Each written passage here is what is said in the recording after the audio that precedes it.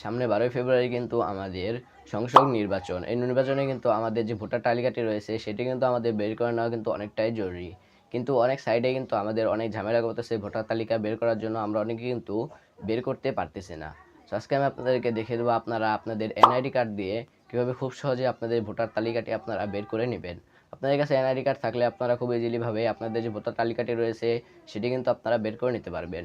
চলেন বাকি প্রসেসটি আপনাদেরকে আমি দেখিয়ে দিতেছি।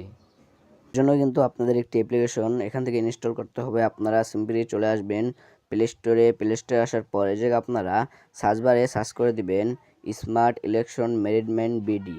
এটি লিখে আপনারা সিম্পলি এখানে সার্চ করে দিবেন। সার্চ করে দেওয়ার পর এরপরে কিন্তু আপনাদের মাঝে এরকম কিন্তু একটি অ্যাপ্লিকেশন এখান থেকে চলে আসবে।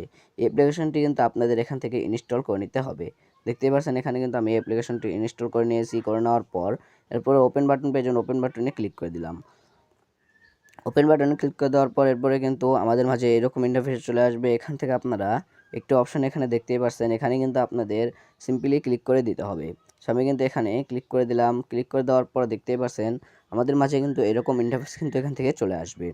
চলে আসার পর এখানে আপনারা অনেক ধরনের যে আমাদের বিভাগগুলো রয়েছে বিভাগ কিন্তু এখানে পেয়ে যাবেন, যেরকম ঢাকা বিভাগ, চট্টগ্রাম, রাজশাহী, খুলনা এই ধরনের বিভাগ কিন্তু এখানে আপনারা পেয়ে যাবেন। এবং কি আপনাদের বিভাগে কতগুলো আপনাদের এখান থেকে সংসদ রয়েছে আপনারা কিন্তু এটি দেখতে পারবেন। দেখতে পাচ্ছেন আমাদের এখানে ঢাকা বিভাগে কিন্তু আমাদের এখানে 20টি কিন্তু এখানে আসন রয়েছে।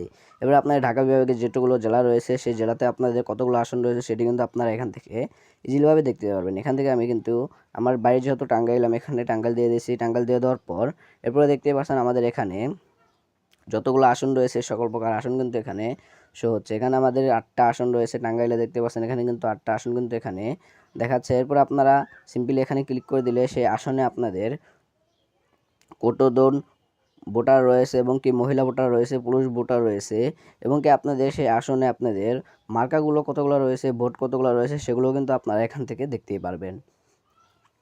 এরপর আপনাদেরকে এখানে দেখে দিচ্ছে আপনারা কিভাবে আপনাদের যে এনআইডি কার্ডটি রয়েছে সেটি দিয়ে আপনারা কিভাবে আপনাদের যে সিরিয়াল নাম্বারটি সেটা আপনারা বের করে নিতে পারবেন। এর জন্য আপনারা নিচের দিকে এখানে আপনারা সার্চ বারের মতো কিন্তু একটি অপশন এখানে পেয়ে যাবেন। দেখতে পাচ্ছেন আমি নিচের দিকে মার্ক করে দেখিয়ে দিতেছি সার্চ অপশন, এখানে আপনারা সিম্পলি ক্লিক করে দিবেন। দেখতে পাচ্ছেন এখানে আমি ক্লিক করে দিলাম। ক্লিক করে দেওয়ার পর এখানে কিন্তু আপনারা দুইটি কিন্তু এখানে অপশন পেয়ে যাবেন। একটি হচ্ছে এনআইডি নাম্বার আর একটা হচ্ছে জন্ম তারিখ।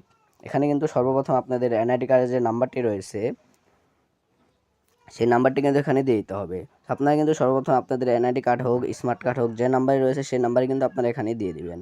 সো আমি এখান থেকে কিন্তু আমার এনআইডি কার্ডের নাম্বার দিয়ে দিলাম। দিয়ে দেওয়ার পর এরপরে 2 নাম্বার এখানে কিন্তু আমাদের যে জন্ম সালটি রয়েছে সেটি কিন্তু এখানে দিয়ে দিতে হবে। সো আমার এখানে জন্মতাল যত রয়েছে আমি এখানে দিয়ে দিতেছি